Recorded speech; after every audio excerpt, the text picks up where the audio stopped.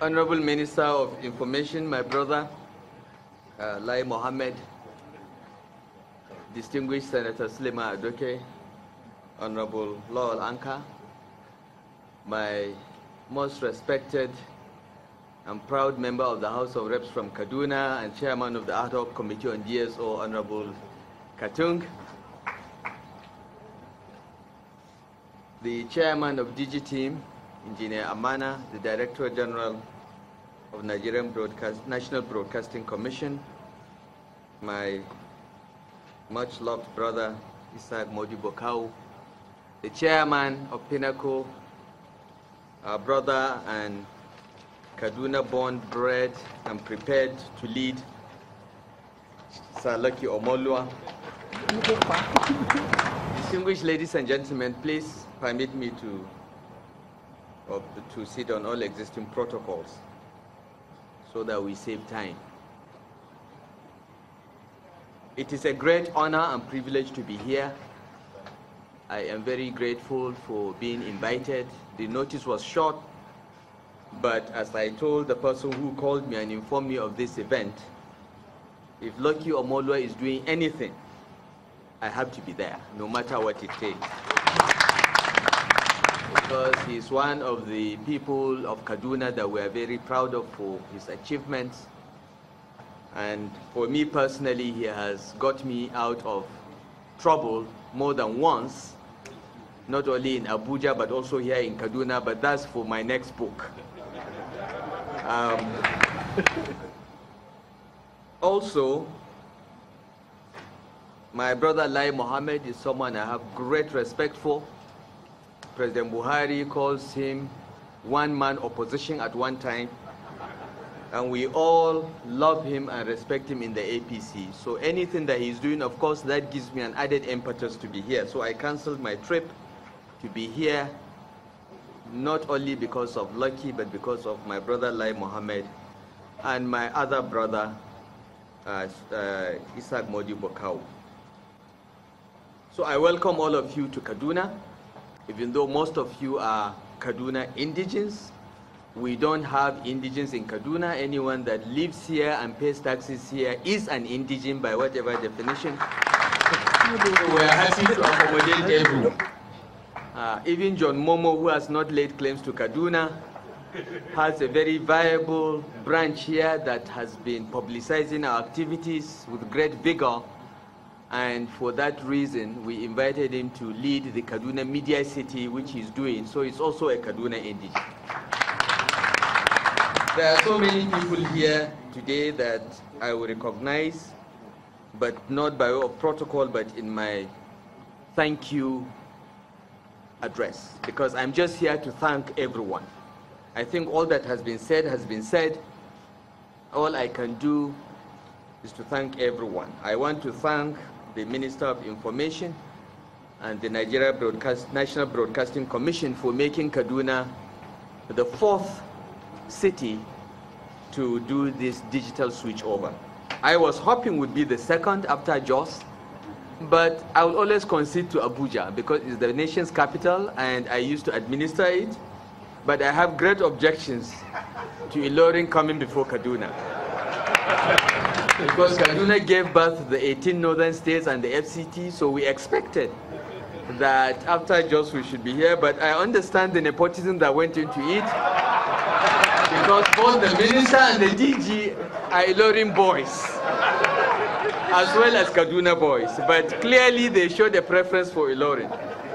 But I'm happy, I'm really very happy that we are cutting over today, because it's a great opportunity for our state and our city, because one of the challenges that we face is that Kaduna State Media Corporation doesn't cover the entire state. About a third of our state in southern Kaduna get their news mostly from Plateau radio and television, which is very much of concern to me. NTA Kafanchan is not as vigorous as it should be, so most of our people in southern Kaduna tune into Nasarawa or Plateau State TV. But I'm happy today, from today, once they have the set-top boxes, they will have access to global information, entertainment, and communications, and we're very grateful for this. Kaduna is also a center of creativity, and I'm sure many of our young people will take advantage of this technology to contribute content to all the broadcasters. But more than that, the fact that one of the two recognized signal distributors is Kaduna-based and Kaduna indigenous is a source of pride for us. And we're very grateful to the government for conferring this status on Pinnacle Communications. The state government is going to use these digital platforms not only for communication and information, but also for education, for empowering our farmers, because all our farmers now have access to television, have access to their phones, and they can get extension services, not just physically, but virtually. So we have been looking forward to this for a long, long time, and I assure everyone here that we'll take maximum advantage of it. We're very, very grateful. Let me now pay my special tributes to the Minister of Information and the DG of Broadcasting Commission for finally bringing this to life.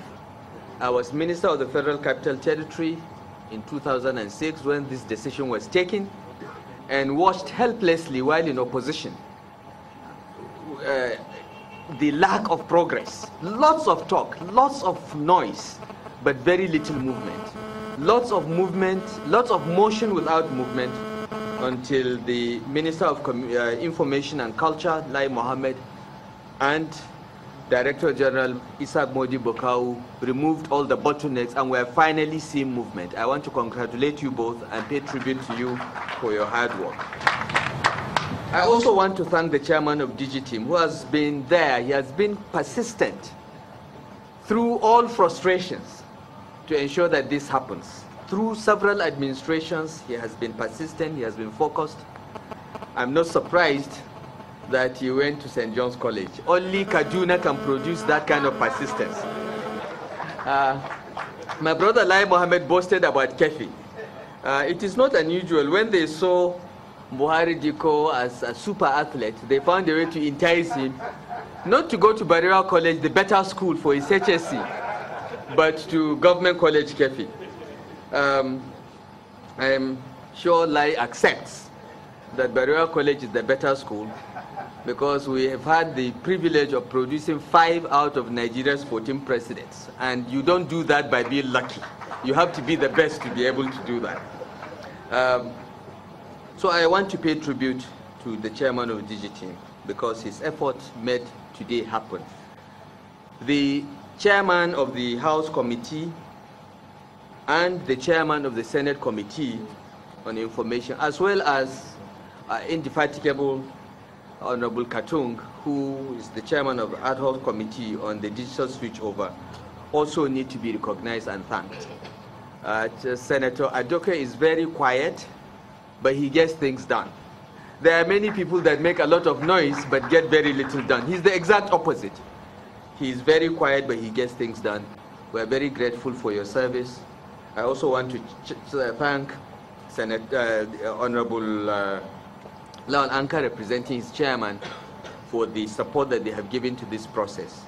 Of course, Katung is ours, though he's from the other party, but I want to say he's one of the members of the House of Reps from Kaduna that I am personally very proud of.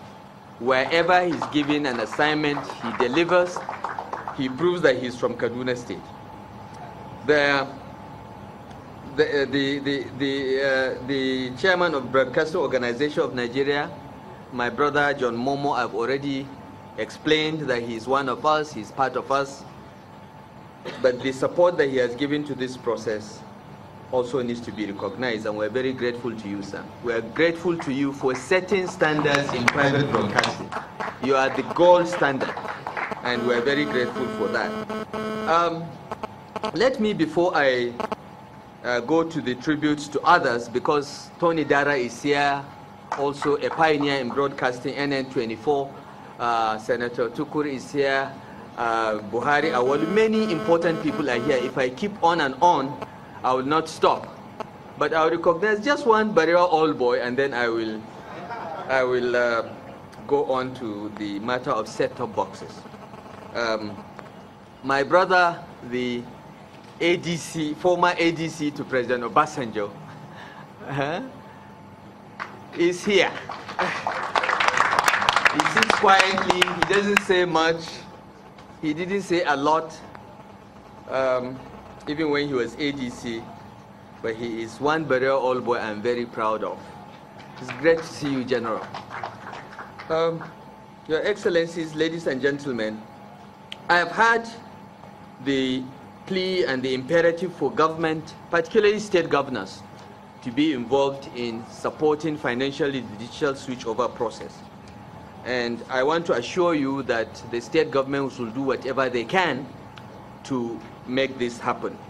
We've discussed this in the Governors Forum. We all see the opportunities that it opens for all of us, and we are all prepared to support it. But I would like to say that it is very, very difficult for state governments to do so at this point in time. As you know, most states are struggling, even with the payment of salaries.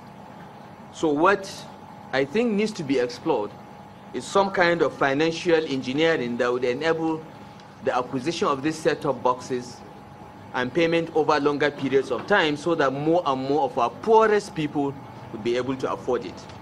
I think the state governments will do what they can, but realistically, not every state will be able to do so. When I had a phone conversation with my brother Lai Mohammed, and we committed to buying a few thousand of these set-top boxes, the bill that came was 1.5 billion.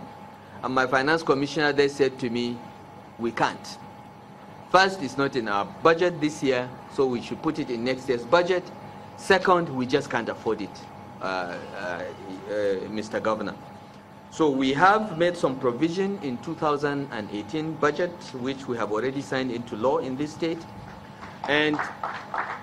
But what we have in the budget, we consider as just seed money that will be leveraged with financial institutions so that we can buy more and more, like a higher purchase system, so that people will pay over a long period of time instead of shelling 2,000 to 3,000 naira upfront to pay for a set-top box.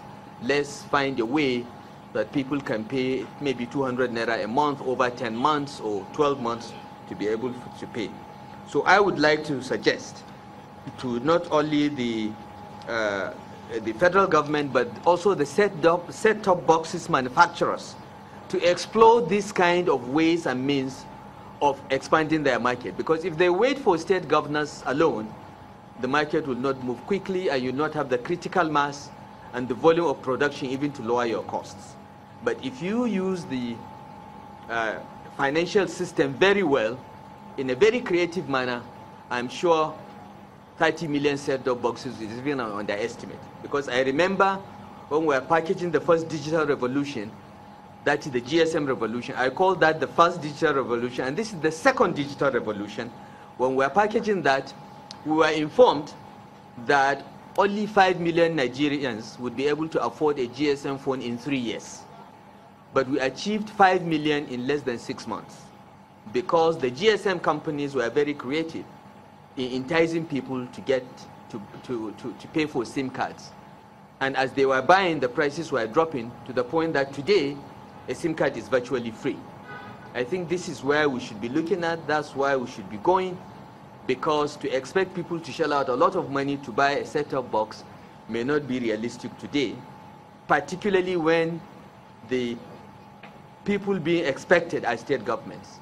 I know what I'm talking about. I know the stress that many states face, and I'm just trying to put this on the table so that we all creatively think about it to find a solution. I have no doubt in my mind that Nigeria can easily absorb 60 million set-top boxes, not even 30 million. I think 30 million is an underestimate, just as we saw with the GSM network. Today, there are nearly 200 million GSM lines in Nigeria for a population of just about 200 million. I think there is opportunity for this, but we need to be creative and make it affordable. That is all I would like to say, and I want to thank you once again. I am greatly honored to be invited to be part of this momentous occasion. As Kaduna entered its second century, I'm very pleased that we're entering that century as a digital city. Thank you, and God bless you all.